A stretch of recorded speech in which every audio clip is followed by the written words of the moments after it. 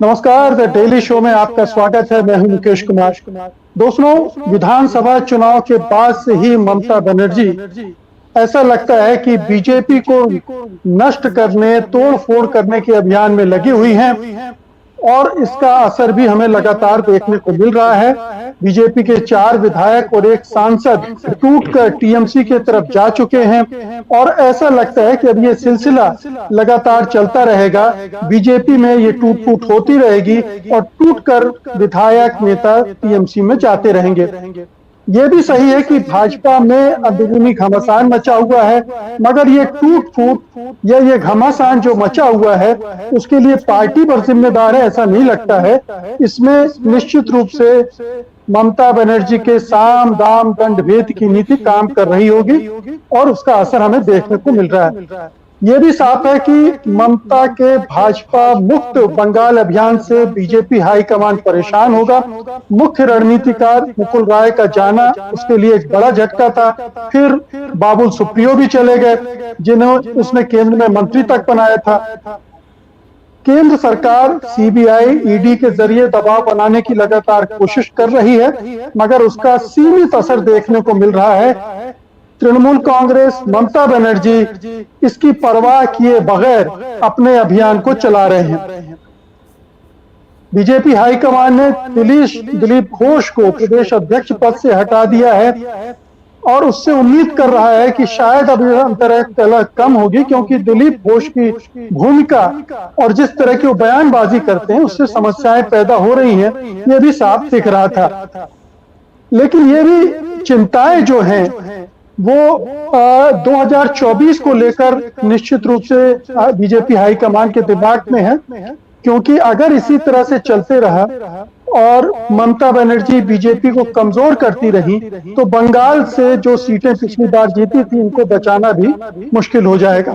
तो बहरहाल मुख्य सवाल ये है कि क्या ममता बनर्जी बीजेपी मुक्त बंगाल के अपने अभियान में कामयाब होंगी, और होंगी तो कब तक और किस तरह से, किस हद तक। तो आइए इन सवालों के जवाब ढूंढते हैं इस बहस के दौरान। और सबसे पहले मैं परिचय करा दूं, हमारे साथ कुछ विशिष्ट मेहमान जुड़ चुके हैं। हमारे साथ बहुत ही सीनियर जर्नलिस्ट बादशाह सेन जुड़े हुए हैं, हमारे साथ नीरेंद्र नागर जुड़े हुए हैं, प्रभाकर मणि तिवारी जुड़े हुए हैं, हमारे साथ सर्जना शर्मा भी जुड़ चुकी हैं।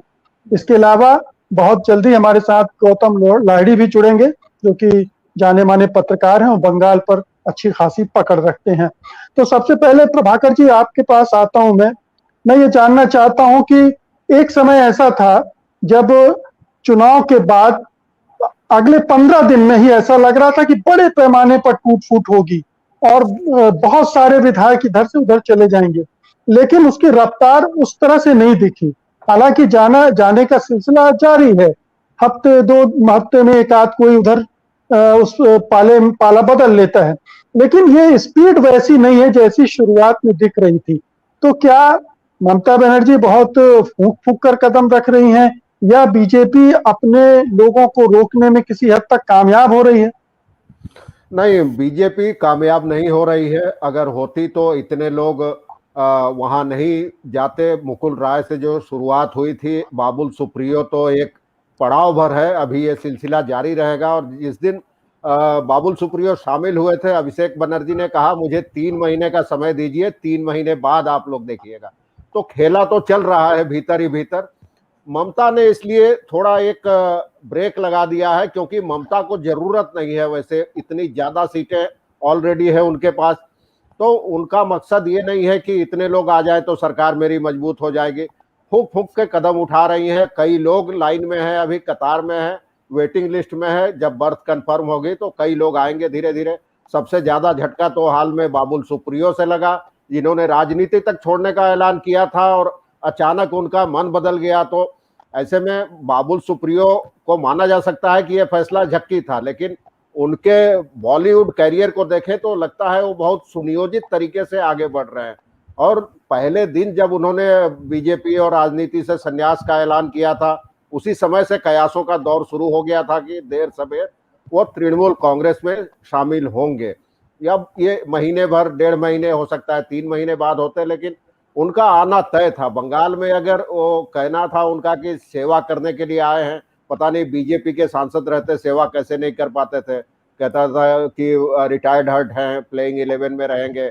ममता बनर्जी से भी कल मुलाकात की उन्होंने, ममता के सुर में उनको प्रधानमंत्री तक घोषित कर दिया, भावी प्रधानमंत्री। तो अभी और कई लोग हैं, अभी और कई लोग कतार में हैं। ममता बनर्जी ठोक बजाकर सबको लेना चाहती है, वो पहले जैसी गलती नहीं। तो जो चुनाव के पहले हमने देखा भगदड़ मची थी टीएमसी से बीजेपी की ओर, अब इसे कह सकते हैं रिवर्स माइग्रेशन हो रहा है, धीरे धीरे हो रहा है। जी, ये बीजेपी के लिए कितना बड़ा संकट दिख रहा है आपको? ये जैसे दिलीप घोष को वहां से हटाया गया तो पार्टी के अंदर भी कुछ घमासान चल रहा था, आपसी टकराव चल रहा था, उसकी वजह से दिलीप घोष को वहां से हटाना पड़ा। तो पार्टी के अंदर की स्थिति क्या है, और क्या आपको लग रहा है कि ममता बनर्जी का ये अभियान इसी तरह से चलता रहेगा और बीजेपी एक भारी संकट की तरफ बढ़ रही है? हाँ, निश्चित तौर पे बीजेपी के लिए सबसे बड़ी चुनौती है दिलीप घोष को हटा के जो सुकांत मजूमदार बने हैं, उनके लिए भी सबसे बड़ी चुनौती अपने कुनबे को बिखरने से बचाने की होगी। और उत्तर बंगाल से बनाया है, पिछली बार बहुत बढ़िया प्रदर्शन रहा था, जो 18 सीटें जीती उनमें उत्तर बंगाल की 7 सीटें थी। तो अब 2024 को ध्यान में रखते हुए उन समीकरणों को, उत्तर बंगाल से पहली बार एक अध्यक्ष बना है बीजेपी का बंगाल में। हालांकि तपन सिकदर भी उत्तर बंगाल के थे, लेकिन कलकत्ता में ही रहते थे, दमदम से चुनाव लड़ते थे। तो इस लिहाज से पहली बार कहा जा सकता है उत्तर बंगाल से किसी को बनाया है। हालांकि इतना अचानक जो बदलाव हुआ, इसकी उम्मीद खुद दिलीप घोष को भी नहीं थी, किसी नेता को नहीं थी। और ये तो चर्चा शुरू हो गई थी 2 मई के बाद से ही, जब अब की बार 200 पार के नारे के साथ 77 सीटों पर ही सिमट गई थी। तभी से प्रदेश के कई नेता खुलेआम केंद्रीय नेतृत्व को जिम्मेदार ठहराने लगे थे कि भाई सारा कंट्रोल तो मोदी और अमित शाह के पास था, तो हार की जिम्मेदारी हमारी क्यों होगी, केंद्रीय नेतृत्व की होगी। उनकी दलील थी कि अगर पार्टी जीत जाती तब तो सारा सेहरा बनता केंद्रीय नेतृत्व के सिर पे, तो अब हार की जिम्मेदारी, हार का ठीकरा हमारे सिर कैसे फोड़ा जा सकता है।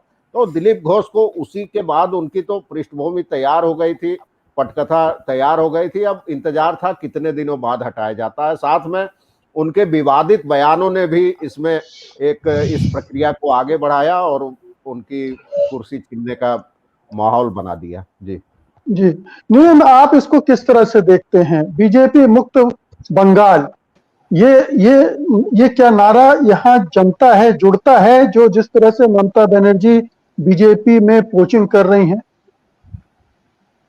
मुझे नहीं लगता कि ममता बनर्जी अगर सारे के सारे विधायक भी तृणमूल में ले लें तब भी ये राज्य बीजेपी मुक्त नहीं होगा, क्योंकि जब तक तृणमूल है तब तक तृणमूल विरोधी वोट है, और तृणमूल विरोधी वोट जो है वो कहीं ना कहीं जाएंगे। वो बीजेपी हो, सीपीएम हो, कांग्रेस हो, ए हो, बी हो, सी हो। बीजेपी के साथ फायदा ये है कि बीजेपी का एक कोर हिंदू वोटर है, 10 से 20% यहाँ पर जो है, जो हमेशा से 12% से बढ़ के अब 18% हो गया था और अब करीब 38% हो गया। तो उसमें से मेरे ख्याल से 15-20% ऐसा वोटर है जो पक्का बिल्कुल एंटी मुस्लिम और उस तरह का कट्टर हिंदू वोटर है। वो लेफ्ट पे नहीं जाएगा, वो कांग्रेस पे नहीं जाएगा। तो इसलिए बहुत बड़ा चंक बीजेपी के साथ है।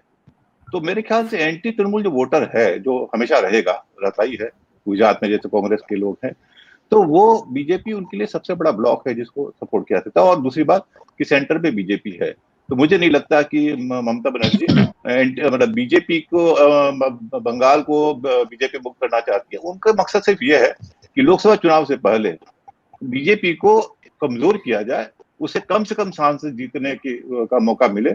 अभी उनका जो अगला लक्ष्य जो है वह सिर्फ लोकसभा चुनाव है, जहां बीजेपी की ताकत बहुत ज्यादा थी पिछली बार, उसको कम से कम करना, वही उनका मकसद है। हाँ नीरज, ये जैसे बीजेपी नारा देती है कांग्रेस मुक्त भारत, तो हम जानते हैं कि कांग्रेस मुक्त भारत कभी नहीं होगा। ये उसी तरह से कि बंगाल भी बीजेपी मुक्त नहीं होगा, क्योंकि हर पार्टी की थोड़ी ना थोड़ी पहुंच, जनाधार जहां जहां है वो उसको बचा के रखते, भले ही कुछ विधायक, कुछ सांसद टूट फूट कर इधर चले जाएं। लेकिन अगर हम इसको इस तरह से देखें कि जो 2024 की बात मैंने भी की और अभी आपने भी की, कि 2024 के को ध्यान में रखते हुए जो तैयारियां ममता बनर्जी कर रही हैं, वो उसमें वो कितनी कामयाब होती हुई दिख रही है? वो बहुत कुछ निर्भर करता है कि नेशनल लेवल पे विपक्ष की राजनीति कौन सा मोड़ लेती है। अगर कोई एक अच्छा मोर्चा बन गया और पूरे देश की जनता को, जो बीजेपी विरोधी जनता है, वोटर है, उसको ये लगा कि ये जो मोर्चा है यह बीजेपी को चुनौती दे सकता है और मोदी के खिलाफ कोई एक चेहरा न भी हो तब भी बहुत स्टालिन या ममता या ऐसे दूसरे तगड़े नेता अगर दिख जाए तभी मुझे लगता है कि ममता की जो कोशिश है वो कामयाब होगी। और अगर ये मोर्चा नहीं बना, अगर सबने अपने अपनी खिचड़ी अलग पकाई, तब मुझे लगता है कि फिर से वोटर के पास चारा यही होगा, मोदी नहीं तो कौन। और उस स्थिति में मुझे लग रहा है कि बंगाल से भी बीजेपी अच्छा कर सकती है। बीजेपी तभी खराब करेगी जब Mamata Banerjee as a prospective prime ministerial candidate दिखे और लोगों को एक लगे, बाद में क्या हो अलग बात है, आभास हो कि ये मोर्चा जो है तमिलनाडु, केरल, बंगाल, महाराष्ट्र और कांग्रेस के भी कुछ जो सांसद आएंगे वो सब मिलके 250, 300 तक ला सकते हैं। उनको लगे 250 तक ला सकते हैं, उस स्थिति में मुझे लगता है कि तृणमूल अच्छा करेगी। तो बहुत कुछ परसेप्शन पर निर्भर करता है। जी, बादशाह हमारे साथ गौतम लाड़ी जी भी जुड़ चुके हैं, उनका भी स्वागत करता हूं। बादशाह, ये एक तो ये बात है कि कोई मोर्चा बनेगा और उसका क्या प्रभाव होगा, क्योंकि अगर मोर्चा नहीं बना तो जाहिर है कि राष्ट्रीय स्तर पर विकल्प के अभाव में बीजेपी को एडवांटेज मिलेगा ही मिलेगा। लेकिन राज्य के स्तर पर तृणमूल कांग्रेस या ममता बनर्जी बीजेपी को इतना कमजोर कर सकती हैं कि उनके लिए एक बड़े स्तर पर अपना चुनावी मुहिम चलाना मुश्किल हो जाए। ये इस तरह का एक सेटअप वो अपने चुनाव के पहले तैयार कर सकती हैं। क्या आपको लगता है उसमें उन्हें कामयाबी मिल सकती है किसी तरह से? अनम्यूट कर लीजिए। जी जी हाँ, अभी ऐसा लगता है कि बीजेपी अपने आप को लंबा रेस के घोड़ा जैसा एक परसेप्शन देना चाहते हैं। इसीलिए जैसे नरेंद्र जी कहा, जैसे प्रभाकर जी ने कहा, इन्होंने उत्तर बंगाल से पार्टी प्रेसिडेंट रखा सुकांतो मजूमदार, और एक तरह से दक्षिण बंगाल का ये है शुभेंदु अधिकारी है। तो दोनों साइड मतलब एक ओवरऑल मतलब स्टेट यूनिट में ये बनने वाला है।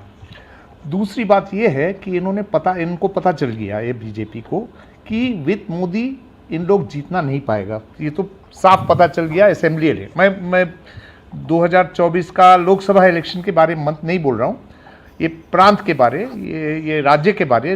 राज्य में मोदी का ज़्यादा असर नहीं रहा। जो अभी लेटेस्ट इलेक्शन आई थिंक ये मैक्सिमम हुआ जो मोदी कर सकता है, इतना तक पहुंचा दिया है। इससे ऊपर नहीं पहुंचा सकेंगे राज्य लेवल पे। तो इन लोग लंबा रेस के लिए दौड़ के लिए देख रहे हैं। और मैं आपको ये पॉइंट आउट करता हूँ, आसाम में देखिएगा, वहाँ एक्सपीरियंस ये बीजेपी का प्रेसिडेंट जो है सोनोवाल था, वो अभी भी है आसाम में, और मतलब आसाम में एक फिगर है, इलेक्शन के टाइम वो आएंगे। और हेमंत बिस्वा शर्मा जो कांग्रेस से आया हुआ है, तो वो ये दोनों मिलके आसाम चला सकता है। बीजेपी देख रहे हैं कि मोदी के आगे कहाँ पहुंचेंगे इन लोग, क्योंकि देखिए 2024 में अभी शायद हम बंगाल की बात कर रहे हैं, ममता बनर्जी की बात कर रहे हैं। एक तो मोदी जी का असर बंगाल में ज्यादा नहीं रहा। उन्होंने पूरा कोशिश किया ये लेटेस्ट इलेक्शन में जो भी पहुंचा सके, मुश्किल से उन्होंने बीजेपी को 77 सीट दिलवाए ये राज्य इलेक्शन में। अभी मोदी जी, मिस्टर नरेंद्र मोदी, अभी उम्र बढ़ रहा है, 71 साल का सेलिब्रेशन हो रहा है। 2024 में और 3 साल बढ़ जाएंगे, 74 साल हो जाएंगे। उनका मेरे ख्याल से मैक्सिमम एज लिमिट जो है 75 साल का है। तो वो कहाँ रहे? प्रधान मोदी के लिए कोई लिमिट नहीं ये उनके लिए लिमिट तय मत कीजिए। अच्छा, वो नहीं लिमिट तय करते हैं दूसरों के लिए। ठीक है, लेकिन हम सबका शारीरिक प्रॉब्लम तो है ही है, उम्र बढ़ता नहीं जाएगा। नरसिम्हा राव किस एज में प्रधानमंत्री बने थे और कब तक चले थे वो छोड़ दीजिए, पद पर आने के बाद उम्र भी बढ़ जाती। मुकेश जी, फिर मैं वापस जाता हूं कि मोदी जो है 77 सीट से ज्यादा नहीं पहुंचा पाएगा बंगाल को, इसीलिए इन लोग स्टेट लेवल पे लीडरशिप एक तैयार कर रहा है, लंबा रेस जैसे मैं बोला। एक वो नॉर्थ बंगाल से मजूमदार सुकांत मजूमदार आया, ये पहली बार जो है नॉर्थ बंगाल से कोई भी पार्टी का प्रेसिडेंट नॉर्थ बंगाल से, घनी खान चौधरी के टाइम में बंगाल में नॉर्थ बंगाल का कांग्रेस प्रेसिडेंट घनी खान चौधरी थे, उसके बाद जो है कोई नॉर्थ बंगाल से कोई आया नहीं। नॉर्थ बंगाल अगर देखे, उत्तर बंगाल देखे तो वहां जो है इनका मैं समझ गया, इनका 29 एमएलए ऑलरेडी है, इनका 29 एमएलए उधर है, तो इन लोग जो है बंगाल को तैयारी कर रहे हैं। बंगाल में आरएसएस का लगभग 1500-1600 शाखा है, और ये जो मजूमदार अभी मिस्टर सुकांतो मजूमदार जो प्रेसिडेंट बना ये पुराना आरएसएस का खिलाड़ी है, शुभेंदु अधिकारी नहीं है पुराना खिलाड़ी। तो ये पूरा जो है, मैं सिर्फ स्टेट के बारे कर रहा हूं, मैं सिर्फ राज्य के बारे में कह रहा हूं। इन लोग एक संगठन तैयार कर रहा है लॉन्ग टर्म के लिए। जी सर्जना, मैं आपके पास आ रहा हूँ। ये जो कुछ हो रहा है पश्चिम बंगाल यूनिट में बीजेपी को, उसमें बीजेपी इसको कैसे देख रही, उसको कैसे स्ट्रेटेजाइज कर रही, इसको काउंटर करने के लिए जो ममता बनर्जी कर रही है? देखिए मुकेश जी, मैंने बाकी सब बहुत वरिष्ठ पत्रकार हैं, सीनियर हैं, अनुभवी हैं, उनकी बातें सुनी, आपका इंट्रो भी सुनी। मुझे नहीं लगता कि बीजेपी इन सब चीजों से परेशान है। अगर आप सारी चीजों को एक बार नजर डालें, जो लोग जा रहे हैं वो बीजेपी के अपने कैडर के लोग नहीं है, नंबर 1। नंबर 2, जो जा रहे हैं वो प्रवासी पंछी हैं सब, जिनको सिर्फ कुर्सी चाहिए, सत्ता चाहिए, पैसा चाहिए। उनकी कोई विचारधारा से कोई जुड़ाव नहीं है, ये पैसे सत्ता के लिए आए और वापस हो गए। दूसरा, कुछ अंदर की जो मैं बातें आपको, जो मुझे जिस तरह से पता चले अंदर से, कि जब बाबुल को हटाया गया मंत्री पद से, तो बाबुल जी नड्डा के पास गए, नड्डा जी के पास इन्होंने कहा, उन्होंने आला कमान से पूछा, उन्होंने कहा बिल्कुल देर मत करना, ले लो इनका इस्तीफा, लेकिन नहीं दिया फिर उन्होंने। अगर उनको, आप भी जानते हैं, एक सांसद को और इस्तीफा देना है पार्टी से तो बाद में देगा भाई, पहले आप लोकसभा सीट छोड़ो। उन्होंने छोड़ी क्या? नहीं छोड़ी। दूसरी कल छोड़ रहे हैं, नहीं छोड़ देंगे वो एक अलग बात है, लेकिन मुकुल उनका जाना बीजेपी के लिए कोई बहुत बड़ा लॉस या झटका मैं नहीं देखती हूँ। अगर बीजेपी का कोई अपना कैडर का व्यक्ति जा रहा है, संगठन से जुड़ा व्यक्ति जा रहा है, तब मैं उसको देखूंगी। रही सज्जना जी, एक सवाल है कि 77 में से ऐसे कितने विधायक हैं जो प्रवासी हैं, अवसरवादी हैं, और कितने बीजेपी के खाटी विचारधारा से जुड़े हैं? उसी पर मैं आ रही हूँ मुकेश जी। दूसरा, दिलीप घोष जी को बदला जाना बहुत पहले से तय था कि उनको बदलना ही है, कुछ समय के लिए रोका गया। दूसरा, दिलीप घोष को निष्प्रह थे, क्योंकि उनको मालूम था कि उनकी चली नहीं चुनाव में, बिल्कुल भी चली किसकी, कैलाश विजयवर्गीस की चली। मुकुल रॉय जी और कैलाश विजयवर्गीस का गठजोड़ था।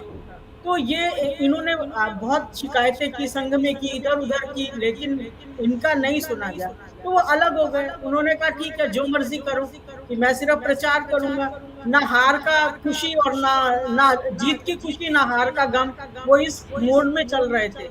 क्योंकि जब आपसे पूछा ही नहीं जा रहा, मान लीजिए आपके यहाँ एक चैनल की नीति बनी, आपको उसमें शामिल नहीं किया गया, तो आपको क्या लेना, कैसी भी हो। तो दिलीप घोष इस अवस्था में थे, और मेरी उनसे अभी 3-4 बार मुलाकात हुई, तो उन्होंने कहा मैं प्रचारक हूँ, मुझे कोई फर्क नहीं पड़ता। जैसे संघ में जैसे बोलते हैं ना कि अगर सूचना है तो सोचना नहीं, अपेक्षित नहीं तो उपस्थित नहीं, ये संघ के बहुत नियम है। तो अगर एक प्रचारक जिस उसमें वातावरण में पला है, उसके लिए कुर्सी ना कुर्सी उतने मायने दिलीप घोष के लिए नहीं रखती थी। तो वो उपाध्यक्ष बन गए, वो तो खुश थे कि अच्छा मेरी सरदर्दी दूर हो जाएगी। दूसरा टीएमसी के लोगों के लिए पूरे गेट खोल देना, इससे जो बंगाल का क्वाडर था, संघ का भी और बीजेपी का भी और वीएचपी का भी, वो बहुत नाराज था कि आप हम अपने दम पे चाहे 50 सीट लाएं, क्योंकि हमारी यहाँ उपस्थिति नहीं है विधानसभा में।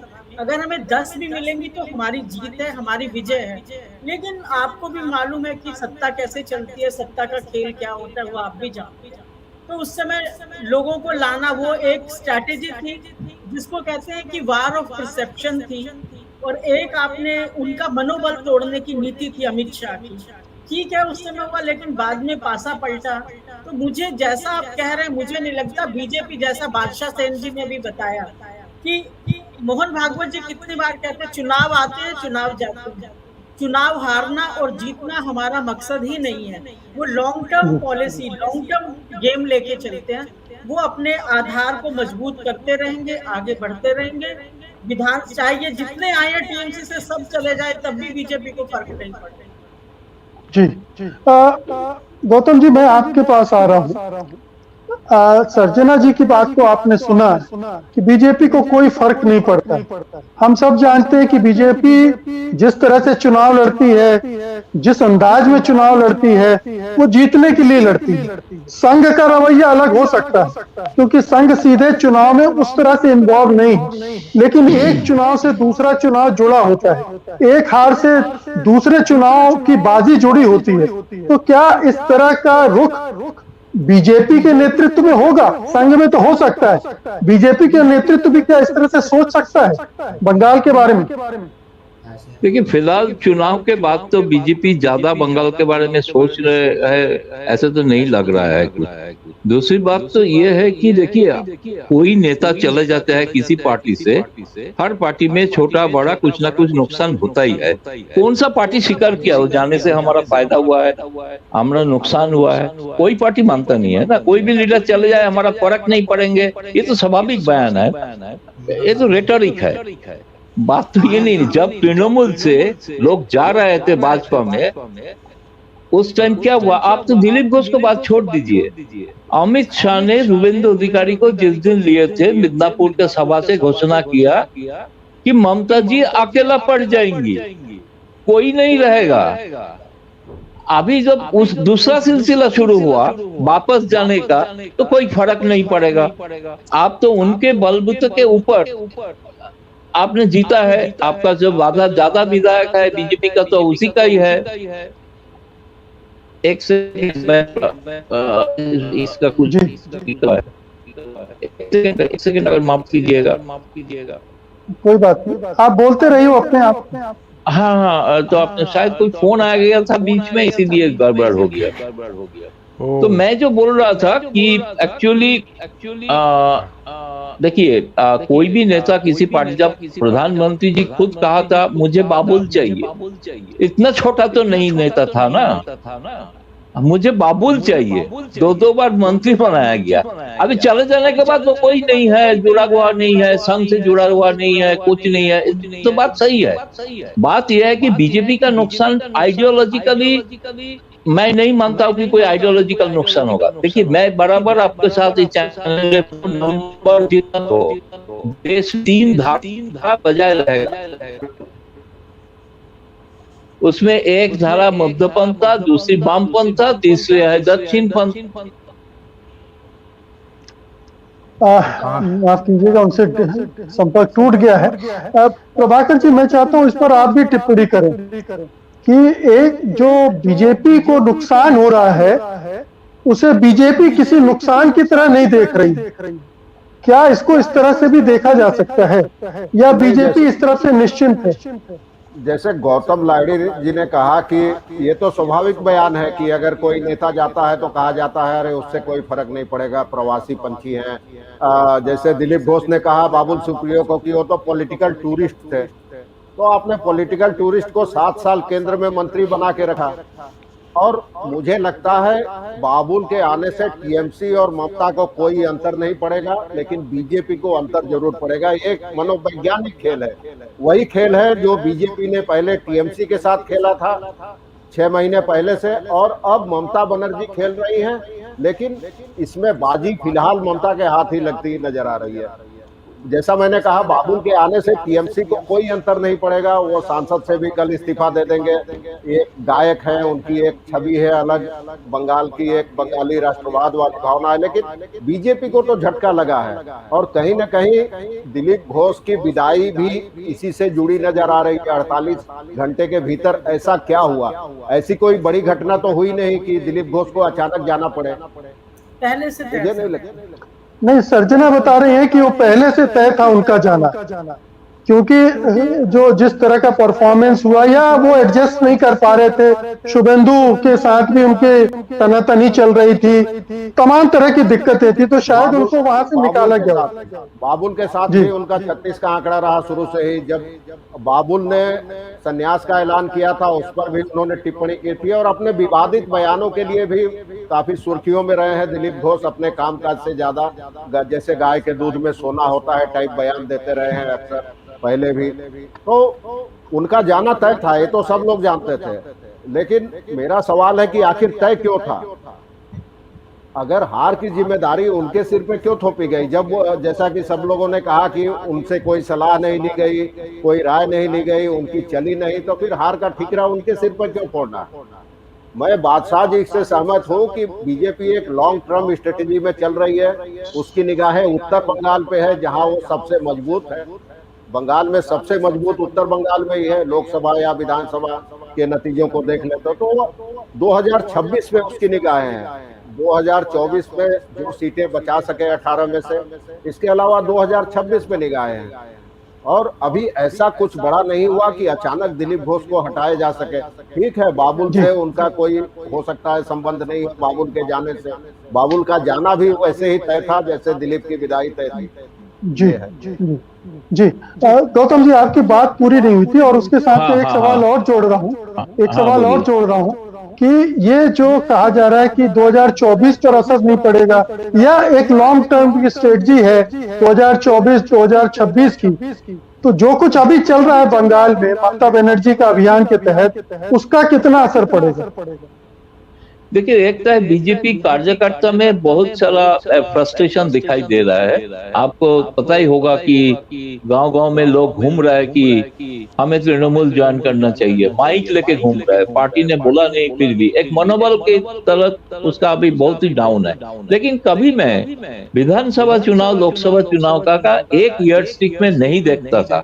जैसे मैंने बताया था सबको पब्लिकली, हर चैनल में, आपको भी, कि 2019 का जो आंकड़ा है 18, जिससे स्लोगन नारा दिया गया था 18 में, 19 में हाफ, 21 में साफ।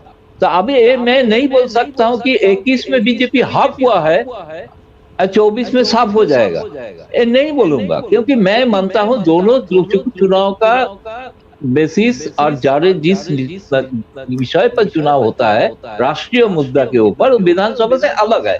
देखिए, आसाम छोड़ के कोई भी राज्य का चुनाव भारतीय जनता पार्टी मोदी अमित शाह होते हुए भी जीता नहीं है, आसन कम हुआ है। इसका कारण ये, आप अगर इसी से आप नतीजा ले लेंगे कि इसी हिसाब से लोकसभा का नतीजा होगा, ये बोलना मुश्किल है। बात यह है कि हाँ, नाराजगी दिखाई दे रहा है। गौतम जी, ये सवाल मैं इसलिए उठा रहा हूँ कि जिस तरह से बीजेपी को कमजोर कर रही है तृणमूल कांग्रेस, उसका क्या असर पड़ेगा?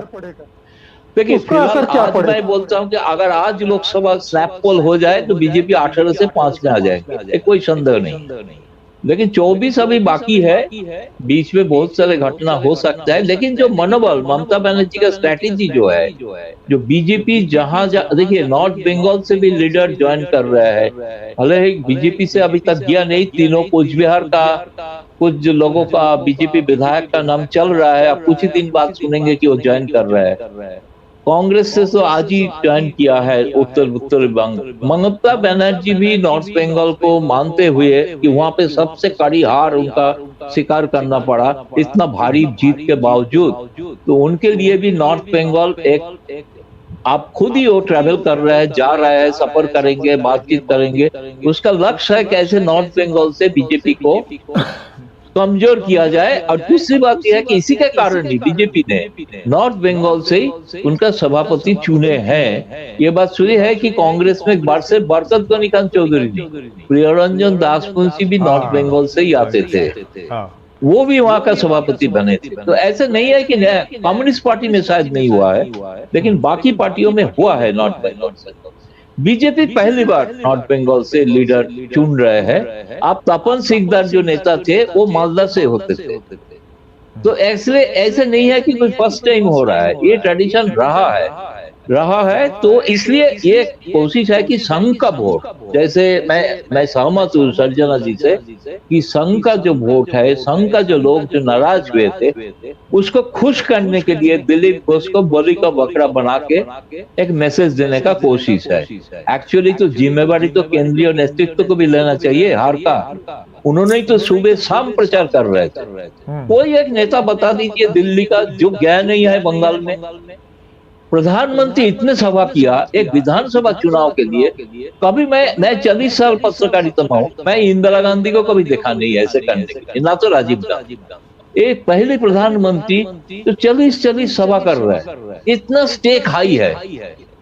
अमित शाह गृह मंत्री, वो कितना दिन वहां पे पड़े रहे हैं। जेपी नड्डा पार्टी प्रेसिडेंट, अध्यक्ष, सारे केंद्रीय मंत्रिमंडल। आप बोलिए चुनाव के बाद किसने किया है? चुनाव के बाद कौन गया है वहां पे? तो कार्यकर्ता का मनोबल तो गिरेगा ना, तो गिरेगा। वो रोकने के लिए एक कोशिश है। ये मजुमदार अध्यापक बहुत ही यंग है, पढ़ा लिखा आदमी है, कोई बात सच है, दिलीप घोष से ज्यादा एकेडमिक है, ये बात सच है। लेकिन दिलीप घोष जमीन का आदमी है।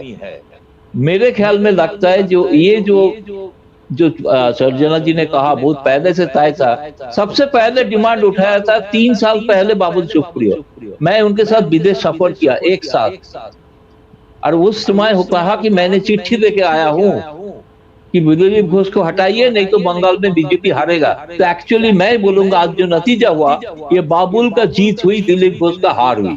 क्योंकि बाबुल को पता था कि दिलीप घोष रहते हुए बीजेपी कुछ नहीं कर पाएगा। जी जी जी जी जी ये मामला अब नॉर्थ बंगाल पर आ गया, और हम ये भी बीच बीच में बीजेपी नेताओं के तरफ से सुनते रहे हैं कि नॉर्थ बंगाल को अलग राज्य बना देना चाहिए। बंगाल के विभाजन की क्योंकि बीजेपी को लगता है उस इलाके में उसके पैठ मजबूत है। तो क्या अब नॉर्थ बंगाल बचाने की रणनीति पर है बीजेपी? जो ये दिलीप घोष के बारे में जो कहा गया कि उन्हें हटाना तय था, उसमें मैं कुछ जोड़ना चाहता हूँ। मुझे लग रहा है कि शुभेंदु अधिकारी की नंदीग्राम से जीत के बाद खास करके वह एक बहुत सुपर फाइटर के रूप में उभरे हैं। और मुझे लग रहा है कि अमित शाह और मोदी ने यह तय किया है कि अब ममता के मुकाबले में इसको जो खड़ा करना है बीजेपी से, तो आपको शुभेंदु को करना है। अब शुभेंदु और दिलीप घोष में तो जम नहीं रही थी। तो ऐसे में शांतनु के रूप में मुझे लग रहा है कि उसने जानबूझ के, ओके उत्तर बंगाल वाली बात तो है, लेकिन एक कमजोर आदमी को रखा है ताकि जिसके शुभेंदु के साथ टकराव ना हो। तो मैं इसको इस रूप में देखता हूं कि बीजेपी ने, सेंट्रल लीडरशिप ने ममता के खिलाफ शुभेंदु अधिकारी के रूप में एक चेहरा दिया है। ये मैंने ऐड करना चाहिए, मेरी समझ है, मैं सही हूं या नहीं हूं गलत नहीं पता नहीं। अब उत्तर बंगाल निश्चित रूप से वहां से मेरे ख्याल से 54 सीटें जीती हैं इस बीजेपी ने। और जैसा कि बाकी पैनलिस्टों ने कहा है कि ममता की कोशिश है कि वहां से कमजोर किया जाए।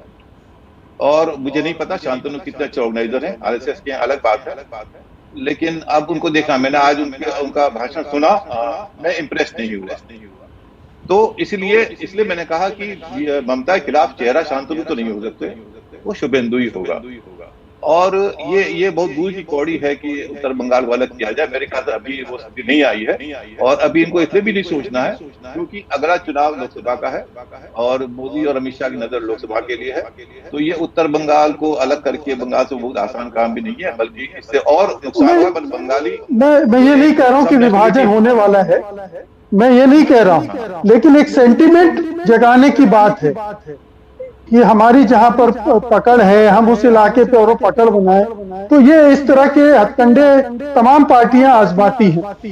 लेकिन मुझे ये बताइए कि ममता बनर्जी बीजेपी को कमजोर करने के लिए जो उपाय कर रही हैं, उनमें सत्ता और आतंक का कितना इस्तेमाल हो रहा है? क्योंकि ये पश्चिम बंगाल की राजनीति का एक विशेष पहलू रहा है।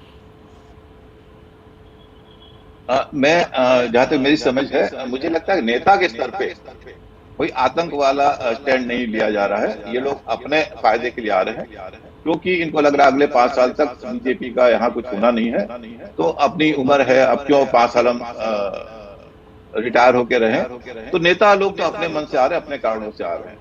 लेकिन काडर के बारे में मैंने ये सुना है, जो काडर भी नहीं, जो सपोर्टर है बिल्कुल, उसको बिल्कुल भय के कारण या तो आपको अब इस इलाके में काम करने दिया ही नहीं जाएगा, आपको रहने नहीं दिया जाएगा। तो आपके लिए अच्छा यही है कि आप पार्टी छोड़ के तृणमूल की शरण में आ जाए। तो ये वर्कर के लेवल पे और सपोर्टर के लेवल पे ये काम जमीन पे हो रहा है, और भारी तादाद में जो बीजेपी का जो समर्थन किया था जिन लोगों ने, या तो भाग गए हैं या फिर वो तृणमूल की शरण में आ रहे हैं। तो निचले लेवल पे ये हो रहा है। और बीजेपी यहाँ बंगाल में, मैं पहले भी मैंने कहा कि बंगाल में बीजेपी का सपोर्टर है ही नहीं।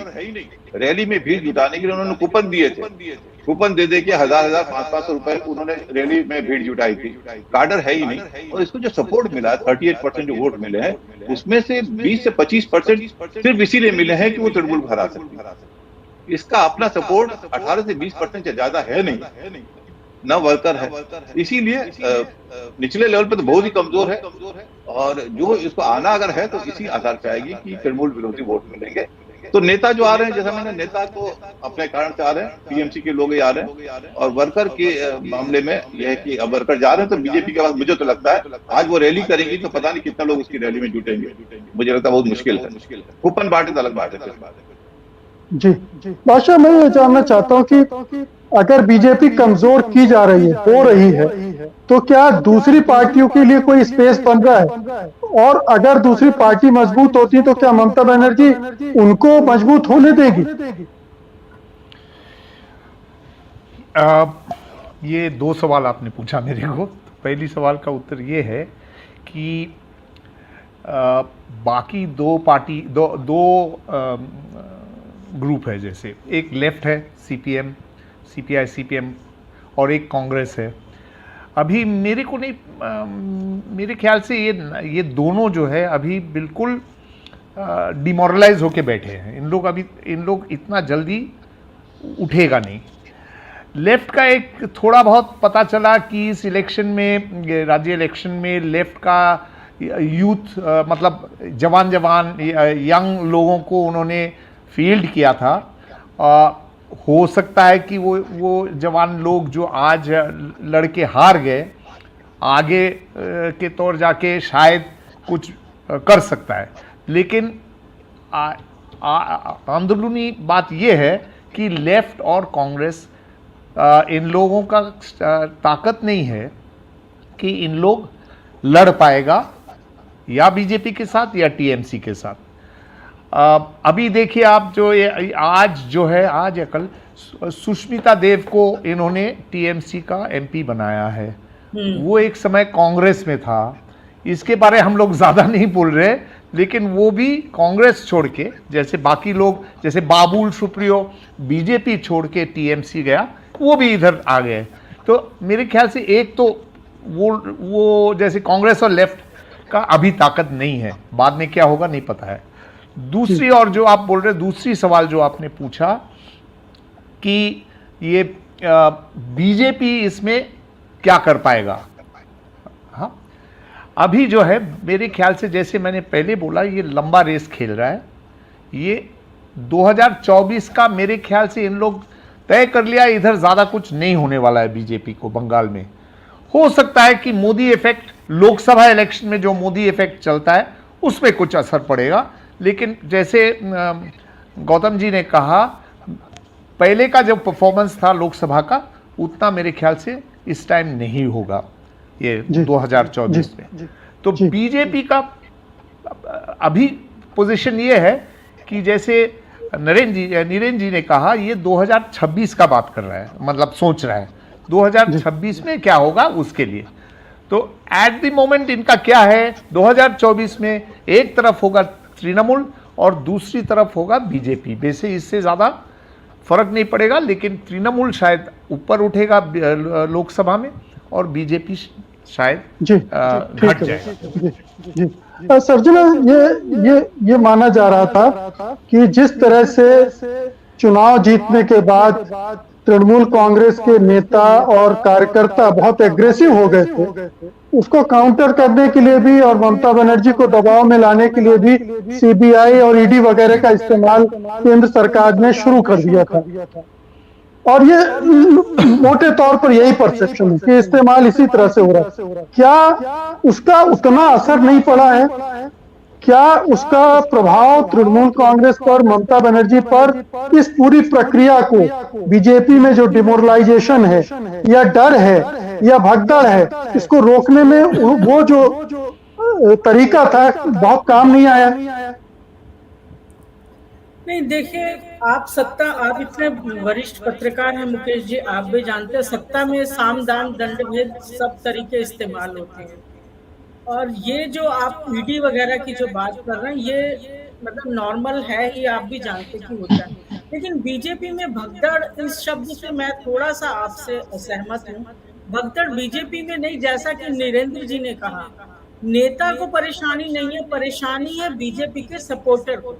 क्योंकि मैं चुनाव में 2 महीने बंगाल में ही रही थी और अभी बहुत सारे लोगों से मेरा संपर्क रहता है, तो उनका कहना ये है कि हम असुरक्षित महसूस करते हैं, क्योंकि नेताओं ने तो अपने फोन बंद कर लिए, वो जवाब नहीं देते, आपको भी लर्च में छोड़ दिया। तो भगदड़ भी नहीं, जो असुरक्षा की भावना है, जो डर है, वो एक आम व्यक्ति को, उसको लग रहा है कि टीएमसी की गली के जो लोग हैं वो आके उसको तंग करेंगे, परेशान करेंगे। लेकिन जो भाजपा का, मैं फिर एक बार आपसे कहूंगी कि जो आप ये आवाजाही देख रहे हैं, चुनाव से पहले वो सब बीजेपी में भाग रहे थे। सबको लग रहा था कि बीजेपी भारी बहुमत से जीतेगी, लेकिन बीजेपी भी ये जानती थी कि वो 200 सीटें नहीं ला सकते। उनको भी पता था उनका कैडर वहां पर कमजोर है, लेकिन फिर भी जैसा अभी बादशाह जी ने भी कहा कि हम कांग्रेस की बात ही नहीं कर रहे हैं, कांग्रेस के पास एक भी सीट नहीं आई। बीजेपी 0 से 77 पर पहुंची, चाहे उसमें टीएमसी के लोग थे, लेकिन वो चुनाव तो कमल के चुनाव चिन्ह पर लड़े ना, तो इसलिए उनको बीजेपी का ही माना जाएगा। अब अगर वो वापस जाएंगे तो ये उनकी इच्छा है, तो उनको भी पता है कि अब 5 साल जो है ममता बनर्जी रहेंगी। लोकसभा चुनाव में क्या होगा अभी बहुत लंबा समय है, हम इसके बारे में कुछ नहीं कह सकते। दूसरा, जो बंगाल का मतदाता है, जो मैंने ऑब्जर्व किया, बंगाली मतदाता बिहार, यूपी, हरियाणा, पंजाब के मतदाताओं से बहुत अलग है, उसकी सोच बहुत अलग है।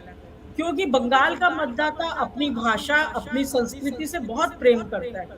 अब आप अंटार्कटिका में जाके एसी तो नहीं बेच सकते, आप राजस्थान में बीकानेर में जाके वहां पे हीटर नहीं बेच सकते। अगर जो प्रांत पूरा काली का भक्त है और काली माँ की आराधना करता है, आप वहां जाके जय श्री राम के नारे से नहीं जीत सकते। ये मुझसे बहुत सारे जो वहाँ के टैक्सी वाले थे, क्योंकि आप एसी, और बीजेपी के लोगों ने एक और गलती क्या की कि आप यहाँ से एग्जीक्यूटिव क्लास में बैठे एरोप्लेन में, एयरपोर्ट पर आपको लग्जरी गाड़ी लेने आई, 7 स्टार 5 स्टार में जाके आप ठहर गए, फिर आपको गाड़ी से, आप लग्जरी गाड़ी से आ जा रहे हो, 5 स्टार में ठहरे हो।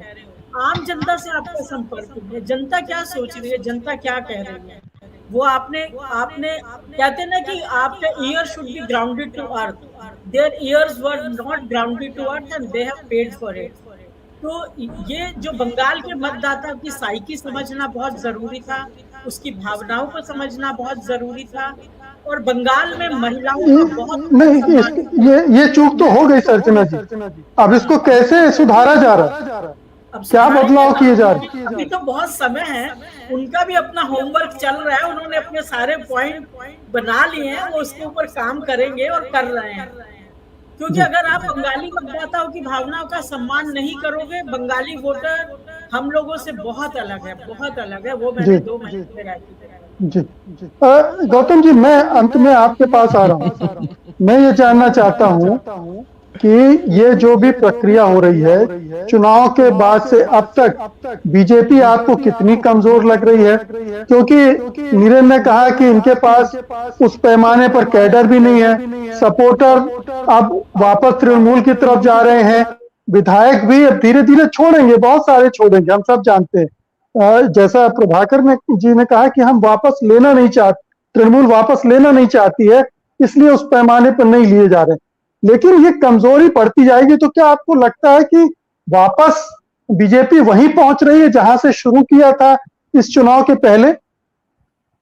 अभी जो स्थिति हुआ है ये निश्चित तौर पे वही है, लेकिन बात यह है कि जब तक केंद्र में बीजेपी के सरकार रहेंगे तब तक भारतीय जनता पार्टी का एक आप बोल सकते हैं कि कंटिन्यूअस ऑक्सीजन सप्लाई बंगाल में होते रहेगी। तो इसलिए जो भी वहां पे अभी छोड़ के जाए, जो भी करे, लेकिन उसका ये एक उम्मीद है कि हमारे पास केंद्रीय सरकार है, शायद मोदी अमित शाह जी ने कुछ करेंगे हमारे लिए बाद में, जो भी है टाइम हो लेता। अभी फिलहाल वो लोग बिजी है उत्तर प्रदेश लेके, तो इसलिए मैं ये नहीं मानता हूं कि कमजोर तो जरूर हुई है। गौतम जी, और अगर करना भी चाहें तो क्या कर सकते हैं अमित शाह और नरेंद्र मोदी इस हालात में वहां? नहीं, अभी देखिए, अभी चुनाव के पहले जैसे होता है ईडी सीबीआई, आज भी मंत्री को बुला के ईडी सीबीआई का रेड, एक देखिए बंगाल का जनता जान, अगर इसमें सच भी है, किसी ने सचमुच कोई भ्रष्टाचार किया है, बंगाल का जनता मानते हैं कि ये रिवेंज लेने के लिए कर रहे हैं। ये परसेप्शन बन रहा है। ये सोचना चाहिए बीजेपी को कि आप भले ही ईडी है, हो सकता है कि सही काम कर रहे हैं, लेकिन परसेप्शन बन गया कि इस एक भी बीजेपी नेता को, मैं तो बहुत ही बधाई देता हूँ भारतीय जनता पार्टी पश्चिम बंगाल इकाई को, एक भी भ्रष्टाचारी नेता नहीं है, क्योंकि किसी के ऊपर ईडी सीबीआई आज तक गए ना, सब जा रहा है ऑपोजिशन के ऊपर, सारे भ्रष्ट है ऑपोजिशन। एक बहुत बधाई देना चाहिए बीजेपी को, एक भी भ्रष्ट नेता नहीं मिला, क्योंकि किसी के पास सीबीआई ईडी नहीं गए, लेकिन परसेप्शन गांव में लोग जानते हैं वो बीजेपी नेता जो गाय तस्करी में भी इन्वॉल्व है, वो गांव का लोगों को पता है कौन है, उसका नाम क्या है, सब जानते हैं। जानते नहीं है ऐसे अगर इस तरह के से सोचेंगे कि जनता कुछ नहीं समझते है, तो रिजल्ट आपको तो ऐसे ही होंगे, 77 से 7 में आ सकते हैं। लेकिन बात है कि आप सचमुच संजना जी सही कहा, बंगाल को एक स्ट्रेट जैकेट में देख रहे थे, वो सोचा ही नहीं गया था कि ऐसे बंगाल का जनता, हर प्रांत का अलग अलग बात है, जैसे बिहार यूपी का है, केरल का अलग है, तमिलनाडु का अलग है, बंगाल का भी एक अलग पहचान है और अलग साइकी है, उसको समझना चाहिए। उसमें आप रविंद्रनाथ बन के वोट नहीं मिल सकते आप, है ना, आप नेताजी बन जाइए ना, फिर भी नहीं मिलेगा वोट, तो कैसे मिलेगा? अब श्यामा प्रसाद मुखर्जी कर नहीं पाया बंगाल में, पहले तो ये सोचो, वो तो सबसे टावरिंग लीडर थे, क्यों नहीं कर पाया? कारण क्या है कि बंगाली बाय एंड लार्ज, अब माने और ना माने, ये अंदर से पैदा होते ही एक रेवोल्यूशनरी हो जाता है, शायद उसलिए हिंसा भी ज्यादा होता है, हो सकता है, मुझे पता नहीं, इसमें तो सोशियोलॉजिस्ट लोगों को देखना चाहिए बंगाल में हिंसा क्यों ज्यादा होता है। मेरे ख्याल में तो ऋषि अरविंद तो बाद में ऋषि बने, पहले तो बम फेंका ना, पहले बम फेंका ना, उसके बाद ऋषि बने, जेल में जाने के बाद ऋषि बने, तो ये बंगाली का एक डीएनए में है, इसको समझना चाहिए। इसलिए आप जो कुल मिला के मैं बोलता हूँ, फिलहाल जो स्थिति है, समझा है, बीजेपी ने समझा है, उसका इस्तेमाल भी करती है, वो अपनी हिंदुत्व की आइडियोलॉजी की तरह इस्तेमाल करती है, हिंदुत्व मुसलमानों के खिलाफ है, बीजेपी करेंगे, बीजेपी करेंगे, करना भी चाहिए।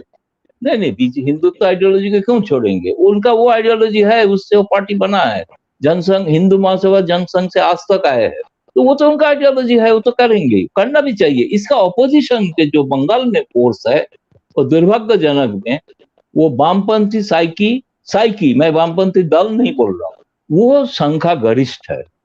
ये सोचना, ये ट्रेडिशनली आप तो देखिए, आप तो आजादी का लड़ाई तो वहां से ही शुरू हुआ ना, वहां से ही शुरू हुआ।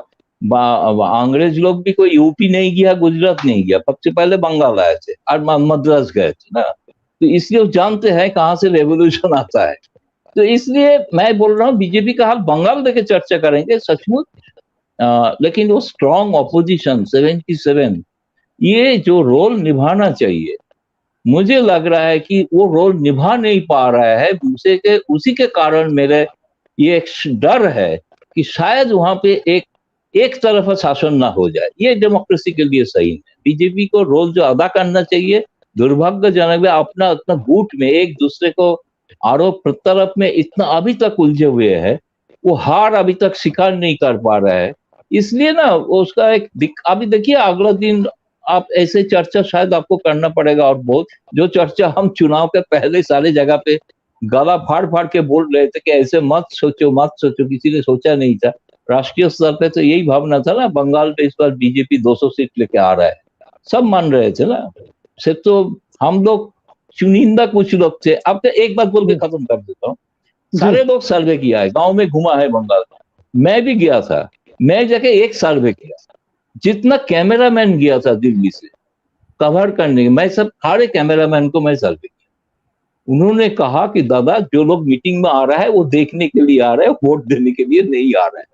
एक दूसरी बात कहा, जैसे बोला है अभी नीरन जी ने, बाहर से लोग लेके आया है, पहचानते हैं कैमरामैन को देख के बोल रहे जनता, दादा आप आ गए हैं, मैं आ गया हूं, मैं राजस्थान से आया हूं, गुजरात से आया हूं। तो ये जो बनावटी पिक्चर देखे, जो दिल्ली में एक भ्रम फैला गया था, इंक्लूडिंग मेदिनीपुर का जो सभा जिसके लिए के वायरल हो गया था, अमित शाह का सभा, आप सचमुच कैमरामैन को पूछिए, मैं उसी कैमरामैन को पूछा जो माना जाता है उस चैनल बड़ा भारतीय जनता पार्टी का पक्ष लेके बोलते हैं, मैं उसी कैमरामैन को सारे सबके साथ बात किया। उन लोगों ने कहा कि दादा जो देख रहे हो हम दिखा नहीं पा रहे, जो सुन रहे हो वो गलत सुन रहे हो, ये हमारा मजबूरी। तो ये जो सर्वे है, ये मेरा सर्वे कामयाब हुआ है फॉर्चुनेटली। ये मैं भी डर गया था इन द सेंस मैं गलत हो रहा हूँ ना, मैं दिल्ली में बोल के गया था बंगाल में जाके उल्टा ना हो जाए, तो मैंने देखा कि सब सही है, मैं सही रास्ते पे चल रहा था एनालिसिस के दौर पे। तो जितना एनालिटिस आप बड़े बड़े हिंदू अखबार में भी जो छपा था, आप पढ़ के देखिए ना क्या लिखा था, वो सब पंडित कहाँ गए, आज एक भी लेख नहीं है। अभी पुरानी बात हो गई गौतम दा, अब तो ये है कि बात यह है कि इस सिलसिले के बीजेपी अभी तक सीख जो बोलते हैं लेसन मुझे लग रहा है नहीं लिया है, क्योंकि जो अपोजिशन का रोल अदा करना चाहिए था विधानसभा में 77 एमएलए और नहीं निभा रहा है, क्योंकि सब में 30-40 लोग तो मीटिंग में हाजिर ही नहीं होते। ये जो स्थिति है ना, तो ऑलरेडी बीजेपी 40 में आ चुके हैं 77 से, फिजिकली नहीं गए, टाइम के आप दिखेंगे बाद में शायद हो सकते जाएंगे। और निश्चित रूप से ये हार का भी झटका है, और तृणमूल कांग्रेस और ममता बनर्जी जिस तरह का अभियान चला रही उसका भी असर है, और आगे ये असर हमको और देखने को मिलेगा। ममता बनर्जी बीजेपी को उस तरह से उठने देंगी नहीं, ये उनके इरादों से साफ दिख रहा है। बहुत बहुत शुक्रिया आप सभी मेहमानों का आज की चर्चा में हिस्सा लेने के लिए। धन्यवाद, नमस्कार।